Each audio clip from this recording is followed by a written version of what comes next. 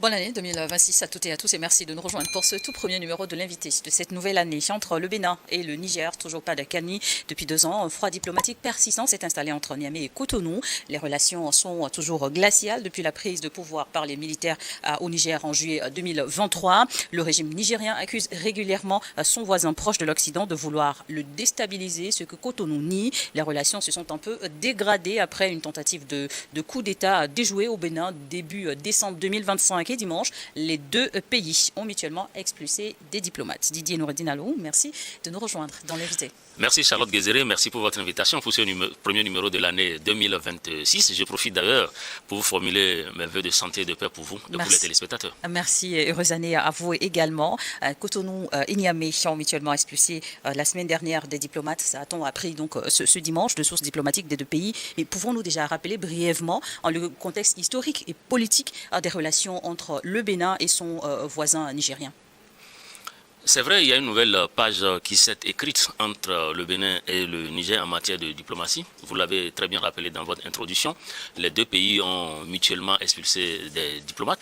Et pour bien comprendre et situer le contexte, nous devons remonter au 26 juillet 2023. La date de coup d'État au Niger. La date des événements de prise de pouvoir du CNSP et donc du président Abdourahmane Tiani. Ce jour-là, Patrice Talon, le président du Bénin, était en visite officielle au Nigeria. Lorsque la nouvelle s'est répandue. Et je ne sais pas vraiment dans quelles conditions, mais en tout cas, il était avec le président Tinubu, qui était, je crois, aussi président de la CEDEAO. Mais je pense que c'est peut-être parce qu'il est francophone que la parole lui a été donnée depuis Abuja pour s'exprimer par rapport à cette crise-là. Et le président Talon avait dit, ses premiers mots ont choqué, puisqu'il disait que coûte, par tous les moyens, le président Bazoum sera remis sur son fauteuil de président. Alors, c'était comme une onde de choc, parce qu'à Niamey, cette nouvelle a été mal accueillie. C'est interprété comme étant une ingérence dans une affaire nigéro-nigérienne. Et on était également dans un contexte où il y avait déjà eu pareille situation au Mali, comme au Burkina Faso. Alors donc pour la CEDEAO disait que c'était vraiment le coup d'État de trop et qu'il fallait prendre des mesures fortes. Donc c'était, si vous voulez, ce que je peux appeler le premier faux pas dans ce dossier du président Talon. Et puis ensuite, la CEDEAO s'est réunie, les chefs d'État de la CEDEAO se sont réunis, et puis dans la foulée, ils ont décidé de l'intervention militaire à Niamey pour, disait-il, rétablir le président Bazoum. Et il y avait justement les pro-interventions. Et à l'époque, il y avait Alassane Ouattara de la Côte d'Ivoire, Macky Sall du Sénégal, et puis justement Patrice Talon de la Guinée-Bissau. On se rappelle également de Embalo Sissoko à l'époque. Et ces pays avaient même déjà commencé à mobiliser des troupes pour aller militairement intervenir au Niger. Mais c'était sans compter avec la mobilisation générale, c'est-à-dire que les populations ont soutenu donc la situation, le renversement du président Bazoum. Les populations sont sorties pour, si vous voulez, demander le départ de toutes les forces d'occupation qu'il y avait dans le pays, notamment françaises, américaines, etc. Et donc, c'est le début des embrouilles entre le Bénin et le Niger. L'intervention militaire n'aura jamais lieu. Mais il y a eu quand même la fermeture de la frontière de Malanville avec ses effets dévastateurs du moins sur l'économie des deux pays, mais surtout sur la santé au Niger, parce que tous les produits à l'époque étaient bloqués à la frontière, sans ménagement, même les produits pharmaceutiques n'ont pas pu être laissés passer. Et ça avait créé des situations vraiment déplorables. J'étais moi-même à Niamey à l'époque. Mais justement, Didier Noureddine, avant cette dernière dégradation, sinon la situation actuelle entre les deux pays, est-ce que la posture de Cotonou depuis le coup d'État n'avait pas évolué? Oui, et ce n'est que l'histoire. Parce qu'après cette étape, il y a eu d'autres péripéties. Parce que au moment où la CEDEAO avait relâché donc les sanctions, le Niger a gardé sa frontière fermée pour manifester d'abord son mécontentement, mais aussi, disait le général Tiani, pour se protéger contre l'invasion française de son pays. Parce que, comme vous l'avez rappelé également dans votre introduction, le Niger accusait régulièrement le Bénin d'abriter des bases militaires françaises qui ont pour objectif d'agresser donc militairement le Niger.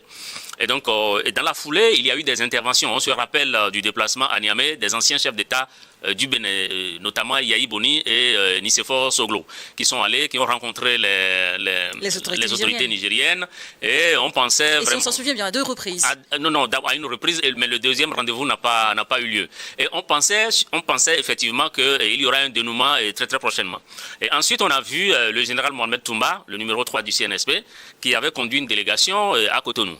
Et à la suite justement de ces échanges, on a vu que le Bénin a nommé un nouvel ambassadeur à Niamey, au Niger, et que le Niger aussi en a fait pareil. Alors, donc, mais la frontière jusque-là était restée fermée. Et puis, en 2024, il y a eu cette déclaration de Gildas Agoncan à Gaïa qui demandait pardon. Donc, en février, il a été rappelé pour, disait-on, consultation. Finalement, en juin 2000 de la même année, il a été révoqué de ses fonctions. Et depuis, le Bénin est resté sans ambassadeur au Niger jusqu'à ce dimanche. Leurs ambassadeurs, mais justement à ce niveau-là, que reprochent concrètement les autorités béninoises aux 2 fonctionnaires nigériens quand même expulsés de Cotonou? Il faut aussi prendre un contexte en compte. Le 7 décembre dernier, nous avons vu qu'un groupe de militaires avait tenté de renverser le président Talon. Dans ce contexte, les tensions se sont exacerbées. On a vu dans les communications officielles le Bénin qui accuse certains dirigeants dans le voisinage, des dirigeants politiques et militaires, disait-il.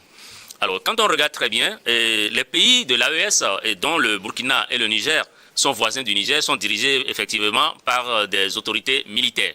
Bien que le Bénin et les autorités béninoises, dans leur communication, n'ont pas désigné précisément de qui il s'agissait, on a vu dans les médias, souvent des médias qui sont proches du pouvoir béninois, qui ont cité donc le Niger et le président Abdourahmane Tiani. Mais je rappelle tout de même que les médias ne remplacent pas les autorités béninoises. Si vraiment c'était les autorités béninoises voulaient vraiment désigner directement des coupables, elles auraient pu faire une communication et nommer précisément tel ou tel dirigeant dans le voisinage, ce qui n'a pas été le cas. Donc les noms qui ont été cités, c'est vraiment dans les médias. De rumeurs. Oui, on peut, puisque le Bénin n'a pas directement nommé officiellement dans les communications officielles, parce qu'on a vu aussi le discours à la nation du président Talon devant les députés béninois, il a réitéré ses accusations à l'encontre de dirigeants politiques et militaires dans le voisinage sans jamais les nommer. Donc, ce qui s'est passé le 1er janvier, en réalité, depuis ce temps, le Bénin est en alerte. Le Bénin cherche à éviter des situations pareilles, éviter que des coups d'État se reproduisent. Et je pense que le Bénin est aussi dans des enquêtes... Oui, sachant que le présumé cerveau du coup d'État manqué du 7 décembre dernier est toujours introuvable. Donc, je crois que c'est autour du 31 décembre dernier que l'ambassadeur du Bénin a été contacté par le ministère des Affaires étrangères. Je crois que l'ambassadeur lui-même n'était pas disponible, mais son chargé d'affaires était présent et a été reçu par le secrétaire général du ministère des Affaires étrangères si nos informations sont vérifiées. Et c'est donc verbalement qu'on leur a signifié que 2 de leurs collaborateurs étaient déclarés persona non grata. Il s'agissait d'une commissaire de police et aussi nigérienne et aussi, je crois, d'un agent de sécurité. Mais l'expulsion réciproque de diplomates est un acte fort, surtout en situation de tension, mais que signifie-t-elle vraiment sur le plan diplomatique et symbolique? Mais diplomatiquement, ça signifie toujours que les 2 pays s'enlisent dans la crise. Parce que le Bénin a expulsé 2 diplomates au Niger. Déjà que, mais l'ambassadeur du Niger en poste au Bénin n'est pas déclaré persona non grata. Mais il s'agit plutôt d'une commissaire de police et d'un agent de sécurité. Et alors, nous avons essayé de remonter un peu les pistes. Les 2 pays continuent tout de même leur relation diplomatique. Bien sûr. Mais c'est le fait que le Niger ait réagi en demandant le départ du chargé des affaires de l'ambassade du Bénin, ça signifie juste de la réciprocité. Mais ce qu'il faut comprendre, c'est quoi? C'est-à-dire que généralement, dans les ambassades ou les représentations diplomatiques, c'est le premier conseiller ou le deuxième conseiller qui font du renseignement et sous couvert diplomatique. C'est comme ça que ça se passe de manière habituelle. Alors, donc dans les coulisses au Bénin, on raconte que ces 2 types de profils ou de personnel n'existent pas dans le dispositif diplomatique du Bénin au Niger. Et qu'il fallait donc rétablir un peu la balance en demandant le départ de ces 2 fonctionnaires au profil un peu particulier et sécuritaire.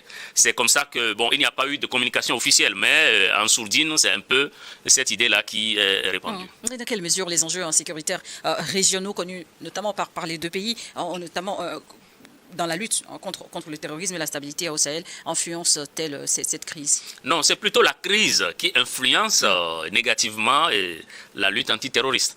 Parce que vous avez vu que tant que les deux pays frontaliers, comme le Bénin et le Niger, n'arrivent pas à organiser des patrouilles mixtes, n'arrivent pas à échanger des informations sur les mouvements des terroristes, eh bien, ça complique. À la base, il y a une méfiance des deux parties dans les stratégies de lutte contre cette... Bien sûr, il y a une méfiance de chaque côté.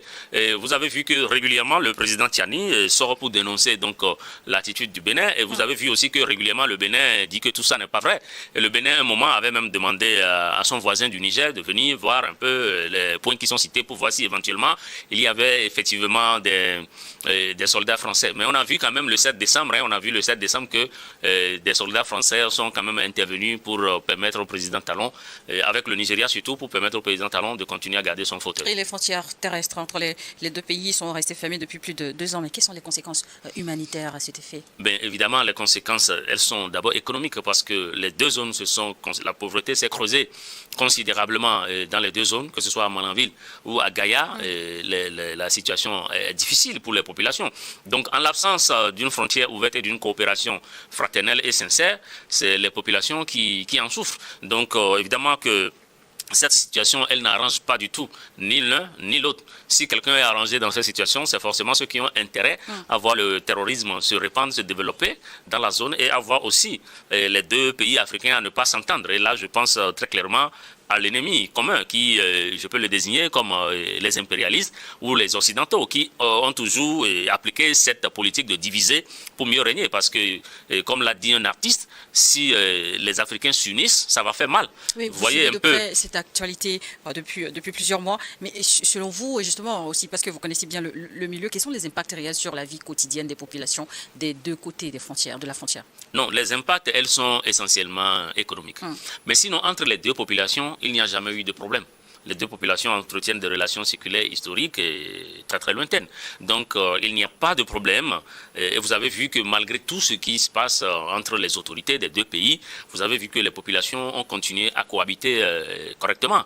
Donc, et puis je vous rappelle qu'il y a tout de même 36 000 ressortissants nigériens tout de même cartographiés à peu près au Bénin, et contre environ 10 000 Béninois qui sont ressortissants au Niger. Et entre les deux populations, c'est la coopération. C'est au sommet que ça ne va pas. Sinon, entre les deux peuples, il n'y a vraiment pas de difficulté. Et sur le plan politique, jusqu'où peut aller ce bras de fer? En tout cas, on souhaiterait que ce bras de fer n'aille pas plus loin, tout simplement, et que très vite, les autorités, que l'intérêt justement des deux populations l'emporte, et que les chefs d'État puissent revenir en de meilleurs sentiments. Mais vous savez, quand vous m'aviez demandé de venir ce matin pour qu'on traite ce sujet, j'ai beaucoup réfléchi, et je me suis rendu compte que... précisément? Mais justement, je me suis rendu compte que, dis donc, depuis longtemps, le président Talon et le président Tiani ne se sont même pas vus. Cela veut dire c'est une réalité. C'est une réalité. Ça veut dire qu'ils n'ont même pas eu l'occasion de se rencontrer en tant qu'Africains, et que chacun dise ce qu'il y a et ce qui ne va pas, et que de l'autre côté, on prenne bonne note. Quelles leçons à prendre des populations qui, elles, s'entendent, cohabitent en toute harmonie malgré tout? Mais c'est toute la question. Comment se fait-il que les deux populations arrivent tout de même à cohabiter, à travailler, à vivre ensemble, alors qu'au sommet, et rien n'a été fait, enfin, pour rendre ça possible. Et quand j'observe un peu ce qui se passe, je me dis, mais tiens, si les deux responsables pouvaient au moins se retrouver, discuter, peut-être qu'ils trouveront... Sans intermédiaire, peut-être. Sans intermédiaire, sans filtre. Peut-être que les lignes vont bouger. Dans la pratique, les intermédiaires peuvent toujours jouer un rôle. Et justement, selon vous, la CEDEAO ou d'autres acteurs régionaux et internationaux peuvent-ils jouer un rôle de médiation efficace dans ce conflit entre le Bénin et le Niger? Nous, Africader, nous avons toujours appelé à l'intervention de l'Union africaine. Parce que nous pensons que c'est vraiment le dernier recours sur le continent, et que l'Union africaine pouvait s'intéresser à ce dossier pour essayer de travailler à la résolution de cette crise qui n'arrange personne. Quant à ce qui concerne la CEDEAO, la CEDEAO n'est pas vraiment une institution très crédible. Elle n'est pas vue, elle n'est plus perçue ni par les populations en général, ni par les autorités de l'AES comme étant une institution crédible. D'ailleurs, elle-même, la CEDEAO a suffisamment montré... Mais on a vu une CEDEAO nouvelle intervenir en Guinée-Bissau, par exemple. Oui, mais la CEDEAO... Et même au Bénin. Mais vous savez que la CEDEAO, c'est toujours le deux poids et le deux mesures. La CEDEAO manque pitoyablement de leadership. Et ne s'affirme pas. Si vous prenez la question du terrorisme, là, par exemple, la CEDEAO aurait pu exercer un leadership et aider donc les pays du Sahel à venir à bout de ce phénomène. Mais elle n'a rien fait du tout. Mais la CEDEAO, elle est toujours prête lorsqu'il s'agit d'adopter des positions doubles. Et vous avez vu encore récemment quelle a été l'attitude de la CEDEAO sur plusieurs questions dans la sous-région. Donc je pense que la CEDEAO, en tout cas à mon sens, elle n'est plus une institution à laquelle on peut s'adresser pour résoudre ce genre de problème. Et encore que les membres de l'AES ont totalement quitté l'institution. Elles ne voient plus l'institution, ne voient plus aucune utilité avec cette institution. Donc il appartient maintenant à ceux qui restent de la CEDEAO de se remobiliser, de corriger les choses, de se réinventer et montrer qu'on peut encore leur faire confiance. Au moment où une guerre d'influence se joue, dans ce contexte, pourrait-il s'agir aussi, selon vous, d'une stratégie diplomatique particulière de la part du Bénin ou du Niger pour renforcer leur position sur la scène internationale? Toute stratégie qui ne va pas dans le sens de servir la population, elle n'est pas une stratégie à prendre en compte. La meilleure stratégie, c'est celle qui arrive à servir les populations. Le président Talon, lui, son rôle, c'est de servir l'intérêt et la population du Bénin.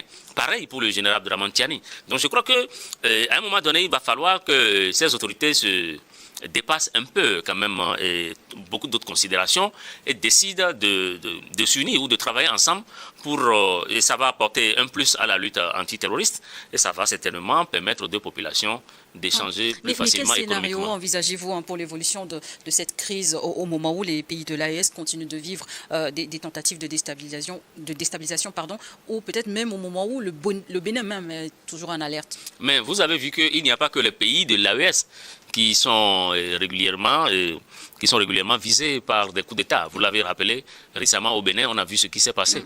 Mais ça veut dire surtout que quoi? Ça veut dire que le monde n'est plus très sûr. Et que, en ce qui concerne l'Afrique, notre suivi dépend grandement de notre unité, de notre capacité à nous unir.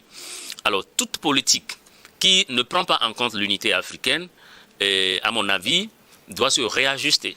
Parce qu'en réalité, vous avez vu ce qui s'est passé, où les États-Unis ont été capables d'inventer des arguments et d'aller capturer un chef d'État en fonction dans son pays, au vu et au su de tout le monde, en violation flagrante de toutes les formes de droit qui existent au monde. Quand j'ai vu ça, je me suis dit, mais tiens, Afrique, tu dois te réveiller.